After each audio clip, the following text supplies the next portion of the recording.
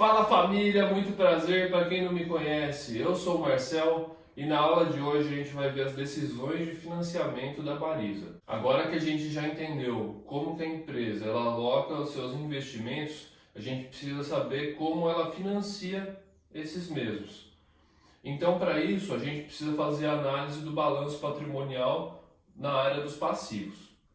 E a primeira coisa que a gente faz é ver quais são os passivos que vêm do capital de terceiro e quais são os passivos de capital próprio.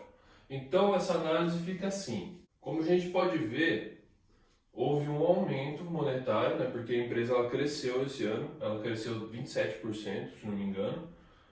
E a gente pode ver que houve um aumento monetário no capital de terceiros. Ela saiu de 2 bilhões e 200 para 2 bilhões e 600. Houve um aumento de 42% aqui. E ela é representativamente bem maior do que o capital próprio.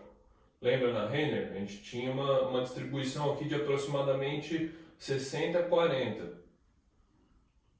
Então, a gente pode ver que a Marisa ela é mais arriscada, porque ela mantém a maior parte do seu capital em capital de terceiros. A gente precisa fazer essa análise depois do que é o capital de terceiros. Agora, presta atenção, também houve um aumento do capital próprio.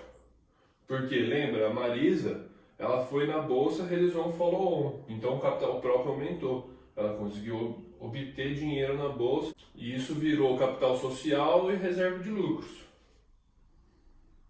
Então, teve um aumento de 46% também. Interessante.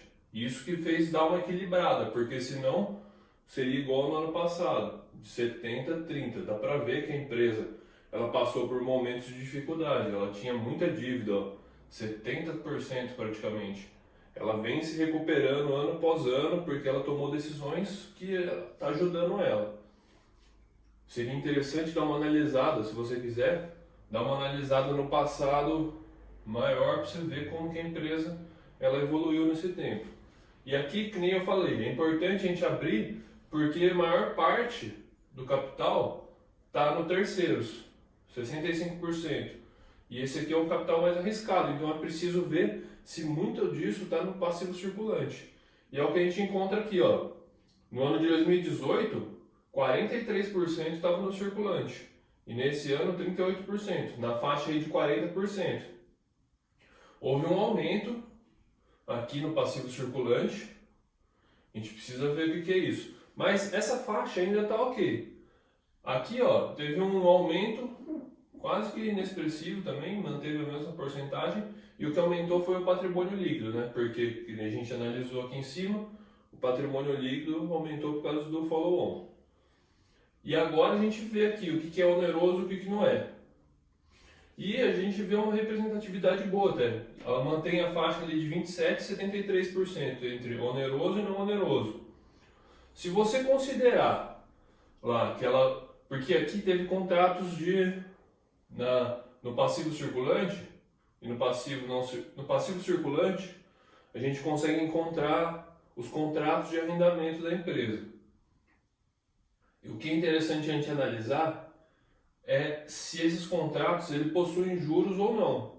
Então, às vezes algum contrato, se você for analisar lá, tiver algum contrato de leasing financeiro, às vezes você até pode colocar aqui no oneroso, se você considerar que ele está com muitos juros ali implícito, às vezes vale a pena você considerar aqui no oneroso.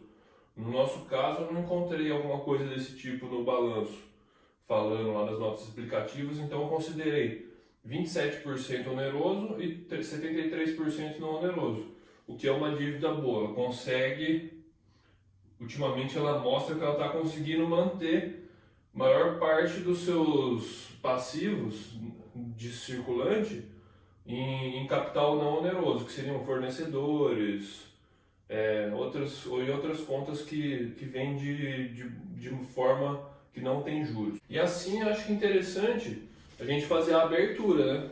Que a gente sempre faz, e observar quais são as principais contas do passivo.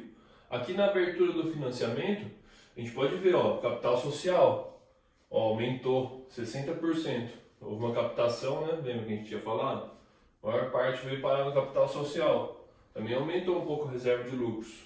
Mas aqui não foi, ela não é expressiva para a Marisa, porque ela passou por momentos de dificuldade. Ela usou tudo que ela podia para se manter viva. E como a gente vê o clássico, fornecedores. Porque empresa de varejo, fornecedor sempre vai ter uma das principais contas. Se não for, tem alguma coisa errada. E aqui, ó, a gente pode ver que ela cresceu um pouco, mas ela tá sabendo gerenciar. Porque, ó, diminuiu, tá vendo? A porcentagem foi para 535 milhões. E o ano passado era 490 milhões em 2018. Então é interessante a gente observar também que a empresa ela tem bastante empréstimo, ó. Tá vendo? 23%, somar os dois. Mas se a gente analisar aqui que os contratos que ela faz de aluguel pode ser considerado alguma coisa assim, sabe, de arrendamento, se a gente analisar lá, a gente vê que a empresa é bem endividada em compromissos assim custosos, né? É interessante ver que esses empréstimos de longo prazo, ó, então a gente tem tempo ainda para a empresa começar a gerar receita, conseguir transformar isso em lucro, transformar em caixa de fato para conseguir ir pagando. Mas é uma dívida que é de longo prazo, ela está vindo, está vencendo, está conseguindo pagar.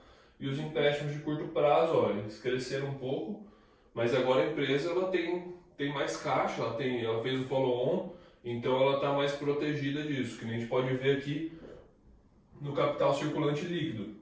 Aquela tabela que eu sempre faço, a gente vê o ativo circulante e o passivo circulante. A gente só tem que subtrair o passivo do ativo e a gente chega no capital circulante líquido.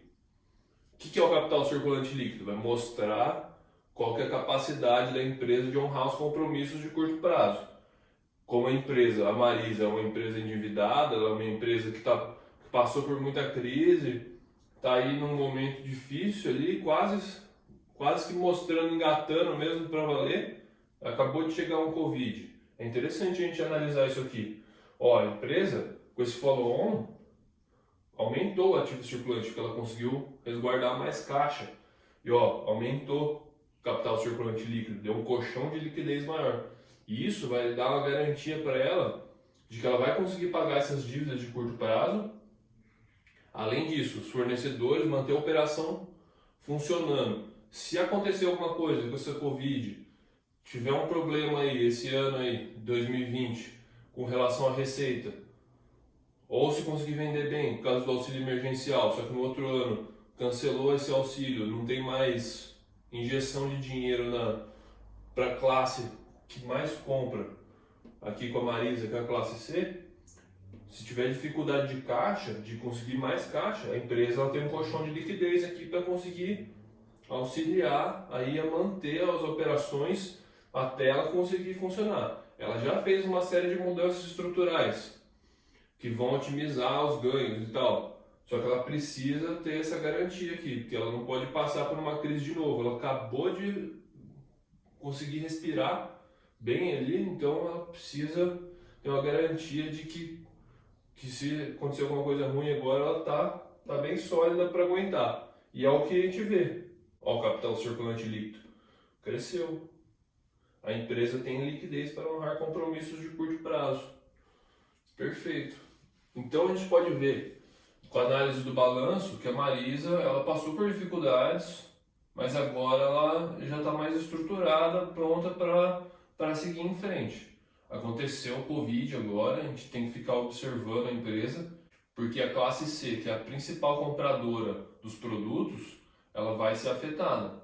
Não sei se agora com o auxílio emergencial ela consegue aguentar até mudar, melhorar a economia e não afetar a empresa, mas ela tem que ficar esperta. Então esse colchão de liquidez, as decisões que ela tomou de fazer o follow-on na hora certa, isso vai ser fundamental para a empresa passar essa crise, somada com as decisões que ela tem feito de melhorar o omnichannel e fazer parcerias boas, a empresa está tudo ok até aqui. E a estratégia dela se condiz com o que a gente observa no balanço patrimonial. Agora a gente precisa observar os resultados. E a próxima aula a gente vai fazer isso e depois a gente já vê os indicadores. E na outra aula a gente já vai fazer uma comparação direta de Marisa e Renner e ver o que a gente escolhe melhor. E então é isso. Se você ficou até aqui, eu espero que você tenha gostado desse vídeo. Deixe aí nos comentários se você ficou com alguma dúvida, se você quer acrescentar alguma coisa.